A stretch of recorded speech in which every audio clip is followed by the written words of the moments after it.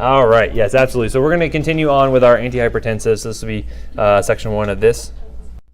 First thing we're talking about is diuretics. So hopefully everyone used the bathroom before they came back from break, right? Hopefully. Okay. So basically what we're looking at as far as diuretics go, these are going to be drugs that increase urine flow and or increase sodium and chloride excretion. At a baseline, that's what a diuretic's doing. Obviously if we have sustained imbalance between our sodium and chloride, either intake or loss, that can be fatal. Obviously having too much volume overload can lead to things like pulmonary edema. Having too little can lead to volume depletion and cardiovascular collapse. Does anyone remember that story of hold your wee for a wee? Yeah, what happened? She died. Well, she died. What would she do to die? Drink too much water and pee. Right, exactly. So just way too much water, and that basically led to a delusional hyponatremia, which ended up leading to seizures and all kinds of bad stuff. She ended up dying. So really anything can be poisonous in too big a dose. But so obviously the big thing here is your kidneys are really regulating how much volume you're keeping on board, and it's also regulating salt and chloride excretion. Right, so electrolyte imbalances and things like that are helped to be controlled by the kidneys. So we see that kidneys receive a large amount of the cardiac output, about 22% of it or so, and uses a pretty significant amount of oxygen given the actual size of the kidneys in relation to the body itself.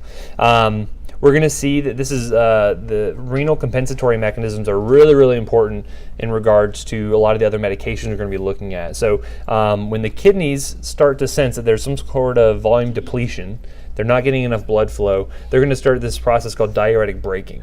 So essentially what they're going to do is they're going to start activating the sympathetic nervous system. They're going to start activating the renin-angiotensin-aldosterone system. Which you already know some of their antihypertensives work directly on that system. They're going to start to do things by decreasing blood pressure, by decreasing this pressure natriuresis process there. Decreased atrial natriuretic peptide, increases in antidiuretic hormone. And then you end up even seeing some renal cell hypertrophy, which may be more of kind of a prolonged thing.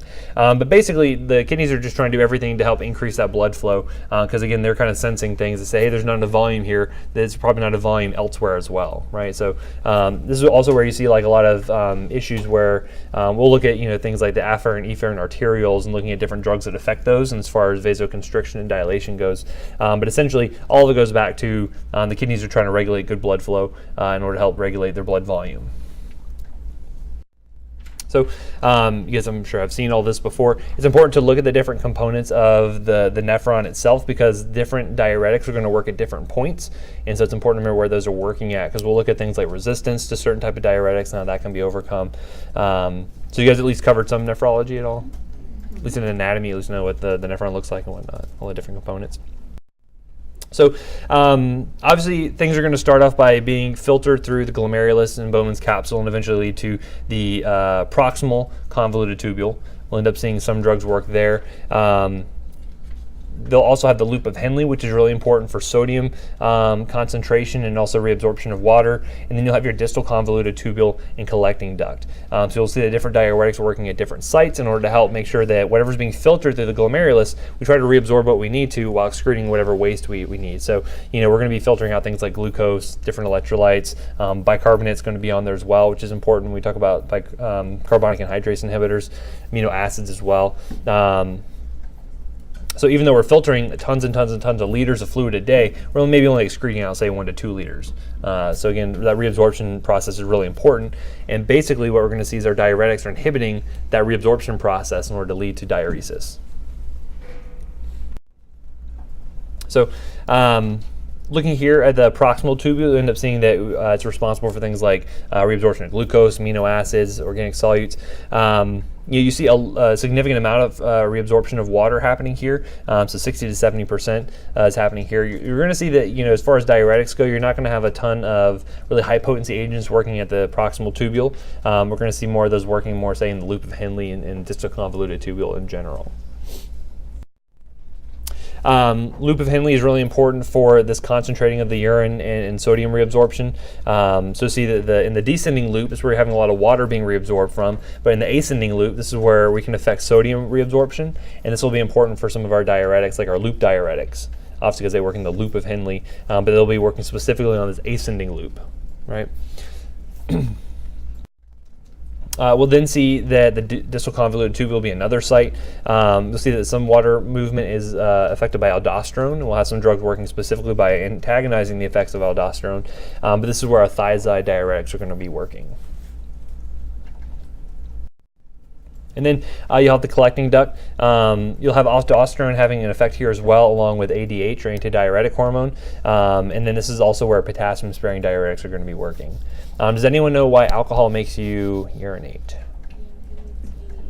Yeah, so it's actually inhibiting ADH. So by inhibiting antidiuretic hormone, antidiuretics, so anti-urination, that's where we end up seeing a lot of that increased urine flow comes from. So don't break the seal. Just kidding, you guys are students, you shouldn't be drinking. Anywho, so the first group we'll talk about are going to be our loop diuretics. So essentially what these are doing are working in the ascending loop of Henle. They're going to be inhibiting this transport of this sodium, chloride, and potassium carrier that's on the luminal membrane of the thick ascending loop of Henle. And so there's 4 agents that go into this category. We're going to have furosemide, which is Lasix. I'm sure you guys have heard of Lasix before, right? Does anyone know where the name Lasix comes from? It lasts about 6 hours. Lasix. That's where it comes from. So it lasts about 6 hours. That's what they say. Do you ever need to know how long it works for? That's true. I didn't make that up. Then you also have bumetanide or Bumex. You have torsemide or Demodex, and then you have this other one that doesn't get used quite so often, but ethacrynic acid or Edecrine. The main thing that you're going to see ethacrynic acid being used for is usually going to be an allergy to the other agents. These other agents are working. They're basically are sulfa drugs, and so if you had a sulfa allergy, you would want to avoid those. In which case, you could use ethacrynic acid instead. The only things I'm noting here, these micromolar concentrations are the relative potencies of the agents. Notice that furosemide is kind of the least potent, whereas you have bumetanide and torsemide being much more potent. So essentially what you're seeing though is that your doses are going to be smaller for those 2 agents versus like Lasix. So instead of giving like say 40 milligrams of Lasix, you may only give say 1 milligram of torsemide or Bumex or something like that. So just for your information. Again, looking at this slide here, you can see the lumen where you see the urine flow is occurring, and then you have the interstitium or the blood. Essentially what we're inhibiting is that channel there, that sodium, potassium, chloride channel. And again, the important thing to note when you're looking at these diuretics is that wherever the solutes go, water follows, right? Because water likes to go from areas of, it likes to follow the solutes, so make sure everything is kept at kind of a uniform concentration. So if the solutes are going to be inhibited from crossing these cells, and they're kept out in the lumen where all the rest of the urine is, where's the water going to flow? It's going to stay right there, right? It's not going to be reabsorbed into the blood because all that solute is still sitting there in the actual duct itself. So that's why that's working. That's why you're inhibiting. That's why you're going to see increased levels of sodium, chloride, and potassium. There will be increased outflow if you're to measure the kidney electrolyte or the urine electrolytes. But you're also going to see that magnesium and calcium are being affected as well. Right? So the thing you really worry about when giving loop diuretics is you worry about electrolyte imbalances because you're going to be losing a lot of electrolytes here. So again, you can inhibit sodium chloride reabsorption by about 20 to 25% by giving one of these diuretics, these loop diuretics. So you can increase urine output pretty significantly for the most part. Like we mentioned, you'll have increased potassium excretion as well, along with calcium and magnesium excretion. So if your patient was, say, at risk for developing arrhythmias, and you start to monkey around with their calcium or their potassium, that may lead them to bigger risk for having an arrhythmia, right? So it's really important to make sure you're monitoring patients' electrolytes while they're on these medications, or just give them a banana or something, right? It's not good. You should probably monitor their electrolytes. Anywho, other actions you may be able to see, and a lot of this is due to that diuretic breaking the kidneys are inducing. So some of the things you're going to see is that by having hypokalemia, potassium is really useful for helping the beta cells in the pancreas release insulin. So by decreasing that, you may have impaired insulin release, which can lead to hyperglycemia. You also can see reflex activation of the sympathetic nervous system, which means you're releasing catecholamines like norepinephrine and epinephrine, and that's going to be activating things like the alpha-2 receptors and the beta-2 receptors, both of which can either impair insulin release or increase glycogenolysis, which increases blood glucose concentration. So Again, all those things kind of mixing up together to mean your patient's blood glucose should be elevated to some degree. Not as much as you would see with something like a glucocorticoid, but certainly to some degree you'll see an increase there. Other things you'll be seeing as well is that you'll have this systemic vasodilator action that can occur as a reflex to this, so it can stimulate prostaglandin synthesis. Again, so looking at the nephron, you're looking at the arterioles that are coming into and out of the nephron itself. So you have the afferent arterioles coming in, and you have the efferent arterioles going out, right? So the afferent arterioles, if you close down those by causing a vasoconstrictor to clasp down on that, what's that going to do to urine blood flow, or to kidney blood flow? Should decrease it, right? So if I have a prostaglandin that has vasodilatory actions, it's going to help to relax that. You're going to have increased kidney blood flow, right? So again, same reason why NSAIDs cause a decrease in kidney blood flow, which can worsen your hypertension, is because it's decreasing the amount of prostaglandins that are being formed there, affecting that afferent arteriole. So same thing's happening here, but when you have that activation of prostaglandin formation, it's going to cause a vasodilatory action to increase the amount of blood flow going to the kidneys. Other things you're going to see in relation to just decrease in blood volume is going to include increases in the renin-angiotensin system, which we'll talk about extensively once we get to our ACE inhibitors. You'll also see increased activity of aldosterone and antidiuretic hormone. Other things we can potentially see as well as effects on uric acid, so you'll end up seeing decreased excretion and thus increased plasma blood levels of uric acid. So if a patient has gout, may lead to worsened exacerbation of that. Some other things you can see as well would include things like a mild metabolic alkalosis. So there's this idea called contraction alkalosis, where essentially by decreasing the actual total blood volume you have in the circulatory system, you can actually end up increasing your bicarbonate concentration, which can lead to that alkalosis. And then it also works by enhancing hydrogen ion secretion within the urine itself, which can be another major reason for the alkalosis. This will also lead, due to that sympathetic nervous system activation, can actually lead to increased triglycerides as well, so it may actually worsen some of your hyperlipidemia. So other things to note here as well is that loop diuretics are effective for patients even have very significant renal dysfunction. So even if they have creatinine clearance rates below 30, these ones are still going to be effective. And that's going to be an important differentiator when we get to our thiazide diuretics. So remember that point for a little bit later. Okay, so where might we use our loop diuretics? These are not great antihypertensives. So they're kind of okay, but there's a lot of compensatory mechanisms that occur that we talked about. They kind of lead them to not be great antihypertensives. Other things you will see them being used for, though, is fluid overload. So certainly if you have pulmonary edema happening, if you were to have cirrhosis of the liver, so you have ascites and you have lots of fluid overload, those can all be good uses for that. Things like hypercalcemia, because we saw that by blocking that transporter within the ascending loop of Henle, you end up having increased calcium excretion, so that could be useful for that. Heart failure, you might have volume overload, that would be useful to get rid of that. And then also, if you're ever having renal failure or insufficiency and having fluid buildup because of that, loop diuretics might be useful. So even though you might have kidney failure, these will still remain effective even though if you have creatinine clearances below 30 mLs a minute. So we mentioned some of the compensatory mechanisms, which is also going to be some of the adverse effects we're going to be seeing. So certainly that fluid depletion can lead to a lot of those reflex mechanisms. You see hypokalemia, so again, that may aggravate some arrhythmias. The patient is particularly at risk. Hyperglycemia, so again, higher blood glucose may make some of your anti-diabetic medications less effective. Gout, and then some other things that may be not quite so informed by the reflex mechanisms is going to be its ototoxicity.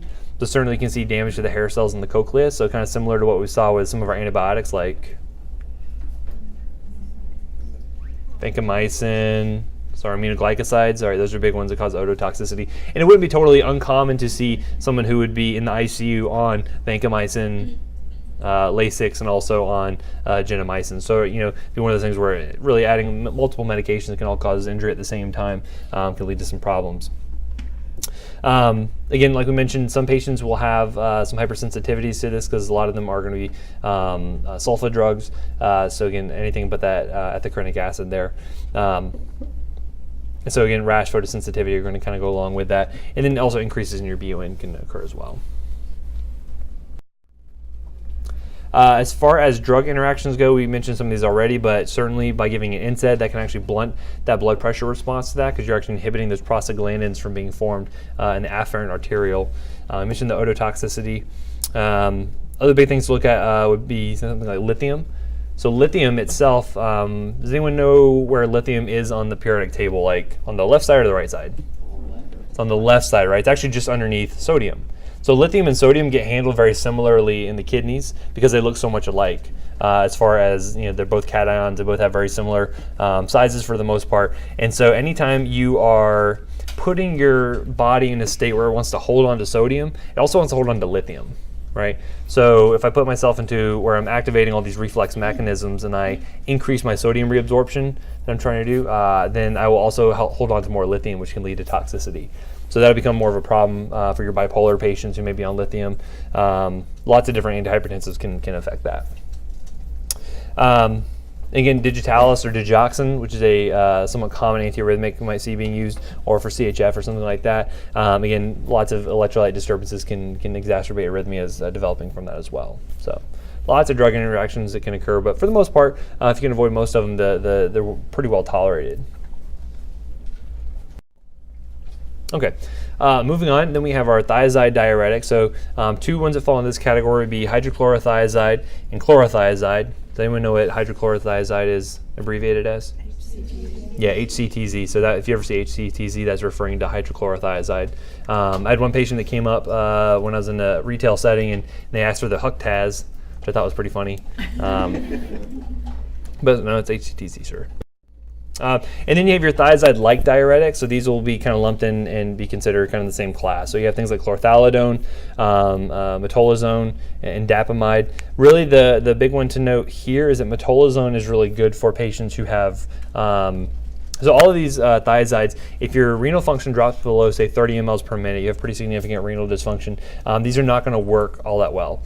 They'd be pretty much useless, except for metolazone. Metolazone is one that will retain activity even below creatinine clearance of 30 mLs a minute. So I had one nephrologist tell me that metolazone can make a rock pee. So that was a pretty good generalization for that. So these are going to be working in the distal convoluted tubule, so it's that DCT there, and basically they're going to be inhibiting the sodium chloride transporter in that luminal membrane. It does have a little bit of carbonic anhydrase activity, but that's not something we're really all that concerned with therapeutically. And also at very high doses, you can actually see some phosphodiesterase activity. That one we're not going to worry about either until we get to more of the urology section a little bit later. So again, here this will be the distal convoluted tubule. Instead of affecting transport, it's affecting potassium as well. You will see it's mainly only affecting the sodium chloride transporter here. So again, we're going to be seeing increased excretion of sodium chloride, so that's going to lead to more water going along with that. We'll see increased urine output. Probably on a potency basis, you will not see as big of an increase in urine output as you would see with a loop diuretic, but you'll see that increase there. You're going to be losing potassium. You're going to be losing magnesium here. One big difference here is that you're not actually going to lose any calcium.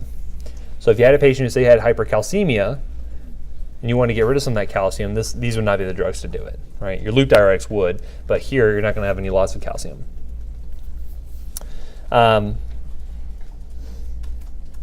So then looking at adverse effects, you'll see these are pretty similar to what we saw with our loop diuretics. So certainly hyperglycemia can be a problem here. A lot of these all go back to that kidney compensation by doing things like activating the sympathetic nervous system and that renin-angiotensin system.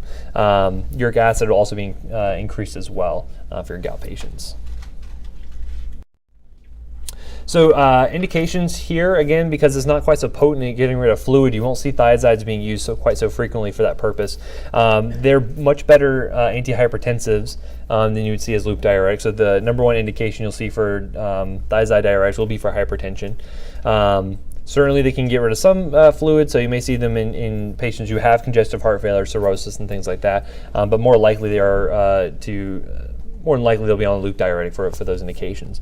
And then the other thing you can see here is because we're increasing reabsorption of calcium within the kidneys, this is actually can be potentially used for basically kidney stones. So kidney stones are these calcium oxalate crystals that are precipitating out within the actual renal tubule, right? So if I increase reabsorption of calcium and I get rid of that calcium within the renal tubule, there's less calcium there to crystallize out. That makes sense? Okay. So again, these will be good antihypertensives. They work best in elderly patients, obese patients, tend to work better in African American patients, the data has shown, and then also patients who are in this more sodium retentive state, so they're just holding on to a lot of sodium. The way that this works, they think that it works, is basically that in the short term, yeah, you decrease blood volume, which decreases blood pressure, it makes sense, but your body compensates to that pretty quickly. So really, in the short term, you'll have that effect, but long term, you really wouldn't see a whole lot of benefit, which is why loop diuretics don't really do a whole lot for hypertension in the long term anyway, right? So some other things that we're seeing that thiazide diuretics do is, one, they're having some direct vasorelaxant effects, which is nice because it decreases that total peripheral resistance chronically. There's also this idea of decreasing this waterlogging that's occurring. So within the actual arteriolar walls, you're having a lot of sodium kind of sitting out there in the walls, and so by decreasing that sodium and getting rid of that fluid, you decrease some of that waterlogging that's happening there. So you'll have decreased wall thickness, you'll have increased diameter, which again is going to help reduce our blood pressure. And then it's also thought to help decrease some of your response to vasopressors like norepinephrine. You have this increased vasodepressor response. So a lot of different mechanisms, they think, to help lead to thiazide diuretics having a more chronic effect on your blood pressure than something like strictly like a loop diuretic would. So I thought it was a good picture. So if you're looking at, say, your blood pressure on the top of the screen here, you can see where you start therapy and when you stop therapy with a thiazide diuretic. So initially, you will see drops in your systolic and diastolic blood pressure. You'll see drops in your plasma volume. But you notice that over a long period of time, your plasma volume is going to compensate and start to go back up. You also see things like decreasing your cardiac output in the short term because you've decreased plasma volume. But again, that's going to go back up to normal after a period of time anyway. But you still see sustained effects in the blood pressure when you have thiazides on board because of those other effects we talked about. Make sense? See a lot of nods. Not really. What kind of time interval are you? This would be, say, so that first one's kind of like 1 week. Like your body will compensate within that period of time, but then it could be years here on that where you see that effect. So some of the adverse effects, obviously you can see some volume depletion by increasing urine outflow. So you'll have that increased sympathetic nervous system activity, increased renin-angiotensin system. You can also see things like hypokalemia, very similarly, like we saw with the loop diuretics, that metabolic alkalosis, and also the hyperuricemia. Let's see. Again, very similar to your loop diuretics, see increases in your LDL. Here you can see some allergic reactions and some photosensitivity, but otherwise fairly well tolerated. Note here that the hypercalcemia, so if you had a patient who you say had chronic renal failure or something like that was already having issues with hypercalcemia, this might not be the best agent for them because again, this is just going to make that even worse. You can also see some sexual dysfunction, so it may be not good for some of your patients. So one thing to warn them about, let them know that may require changes in types of drugs you're going to be administering, and then also you see constipation as well. Like I mentioned, thiazides are going to be ineffective at low creatinine clearances, but metolazone will retain effectiveness. It's probably a good one to know for testing purposes. As far as drug interactions go, we talked about the NSAID issue, and then also the digoxin or digitalis issue here. Lose potassium, we're going to increase your risk for arrhythmias with that drug on board. Again, low dose thiazides, you'll see, so you can get away with like relatively low dose, say 25, 50 milligrams of hydrochlorothiazide for hypertension. You really have few adverse effects. You see more of those adverse effects as you start to pump up the dose, but for hypertension, for chronic use, you usually get away with pretty low dose regimens.